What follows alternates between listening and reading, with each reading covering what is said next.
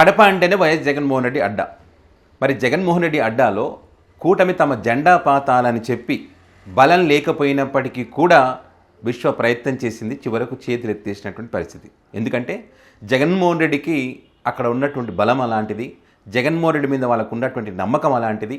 ఆ నమ్మకం ఎలాంటిదో మరి గతంలో కడప ఎంపీ ఎన్నికలు జరిగినప్పుడు మరి దేశవ్యాప్తంగా రీసౌండ్ వచ్చింది. అక్కడ వచ్చినటువంటి రిజల్ట్ అనేక ఎన్నికలకు సంబంధించి కూడా అదే రకమైనటువంటి రిజల్ట్ వచ్చింది. సో అలాంటి కడప జిల్లాలో జెడ్పీ చైర్మన్ కోసం విశ్వ ప్రయత్నం చేసి ఇప్పుడు చేతులు ఎత్తేసినటువంటి పరిస్థితి కూటమిది. మీ అందరికీ తెలుసు, కూటమి అధికారంలోకి వచ్చిన తర్వాత తమ బలం పెంచుకోవడానికి, వైసీపీని బలహీనపరచడానికి తమ అంగబలం అర్ధబలం అన్నీ వాడి మేయర్ పీఠాలు కానీ, డిప్యూటీ మేయర్ పీఠాలు కానీ, తర్వాత మున్సిపల్ చైర్పర్సన్లు కానీ, అదేవిధంగా జెడ్పీ చైర్పర్సన్లు, వీటన్నిట్లా ఎవరైతే ఇక్కడ వైసీపీ బలం ఉందో వాటన్నిటిని తమ వశం చేసుకోవాలని విశ్వ ప్రయత్నాలు చేస్తుంది. అందులో మన తిరుపతికి సంబంధించి మనం చూసాం ఎంత అరాచకం చేశారు. అక్కడ వాళ్ళ బలం లేకపోయినప్పటికీ కూడా డిప్యూటీ మేయర్ ఎన్నికకు సంబంధించి బస్సులో వెళ్తున్నటువంటి వాళ్ళ మీద దాడులు చేయడం, చిత్రహింసలు పెట్టి కిందికి లాక్కొచ్చి ఆడవాళ్ళను కాళ్ళతో తంతు, ఎన్ని ఒకటి కాదు రెండు కాదు అనేక అరాచకాలు.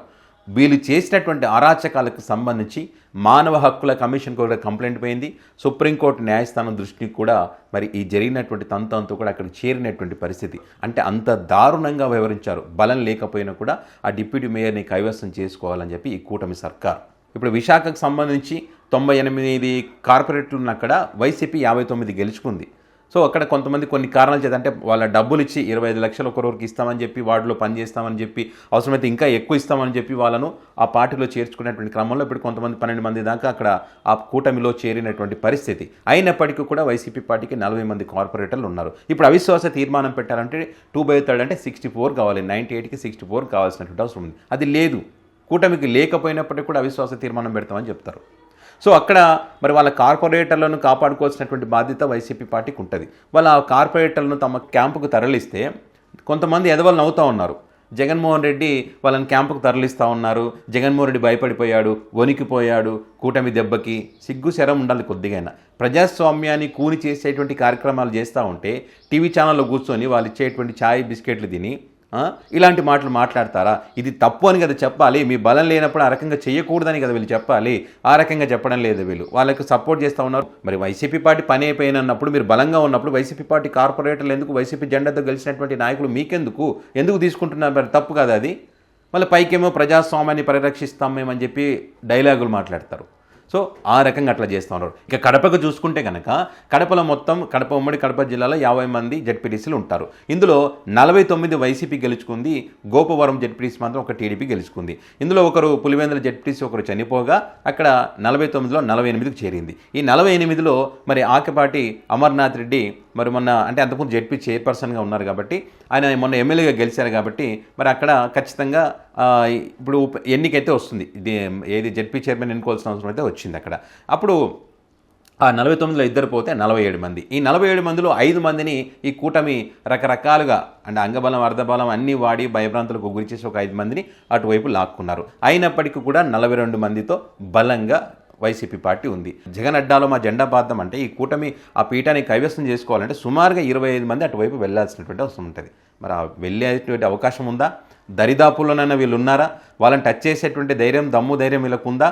లేదు. మరి లేకున్నా కూడా పైకి ఇట్లాంటి మాటలు, అంటే ఏదో ఒకటి చేద్దాము, ఏదో ఒకటి చేసి ఒక ప్రయత్నం చేద్దామని చేశారు. కానీ ఇది జరగదని చెప్పి వాళ్ళకి అర్థమైంది. ఎందుకంటే అక్కడ ఉన్నటువంటి జెడ్పీటీసీలు కూడా కొంతమందిని పక్కకి క్యాంపుకు తరలించినప్పటికీ కొంతమంది జెడ్పీటీసీలు వాళ్ళ మండలాల్లో ఉన్నారు. ఎందుకంటే వాళ్ళు ఛాలెంజ్ చేస్తున్నారు.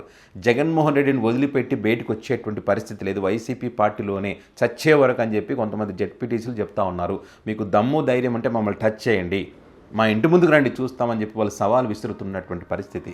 సో వాళ్ళకు క్లారిటీ వచ్చింది, వాళ్ళకి అర్థమైపోయింది కూటమి కూడా, ఇక్కడ మన పప్పులేం ఉడకవు, ఈ జగన్ అడ్డాలు మన జెండా మనం పాతలేము, అనవసరంగా ఎందుకు మన దీన్ని గెలుపుకోవడం ఎందుకు, మరి పోటీ చేస్తామని చెప్పడం ఎందుకు, పరువు పోగొట్టుకోవడం ఎందుకని. ఇక్కడ పరువు పోయిందనుకో దేశవ్యాప్తంగా పరువు పోతుంది, పరువు పోవడం ఎందుకని చెప్పి చేతులు ఎత్తేసినటువంటి పరిస్థితి. ఈ క్రమంలో బ్రహ్మంగారి మఠానికి చెందినటువంటి జెడ్పీటీసీ ఎవరైతే ఉన్నారో రామగోవింద్ రెడ్డి ఇక జెడ్పీ చైర్మన్గా ఎన్నిక కావడం తరువాయి ఇంకా అంతకుమించి ఏం లేదు. ఇక్కడ కూటమి చేయడానికి కూడా ఏం లేదు, చేతులు ఎత్తేసినట్టే. అదేవిధంగా కర్నూలులో కూడా అంతే. కర్నూలు మేయర్ పీఠాన్ని కూడా కైవసం చేసుకోవాలని చెప్పి అక్కడ మేయర్ అవినీతికి పాల్పడ్డారని చెప్పి కంప్లైంట్ ఇప్పించి కొంతమంది వైసీపీ కార్పొరేటర్లను కొనుగోలు చేసి అవినీతి సొమ్ముతో అక్కడ కూడా ఆ పీఠాన్ని తమ వశం చేసుకోవాలని చెప్పి అక్కడ కూడా ప్రయత్నం చేస్తూ ఉన్నారు. ఇట్లా ప్రతి చోట రాష్ట్రంలో ఎక్కడైతే వైసీపీ పార్టీకి బలంగా ఉందో వాళ్ళందరినీ తమ పార్టీలోకి చేర్చుకోవాలి.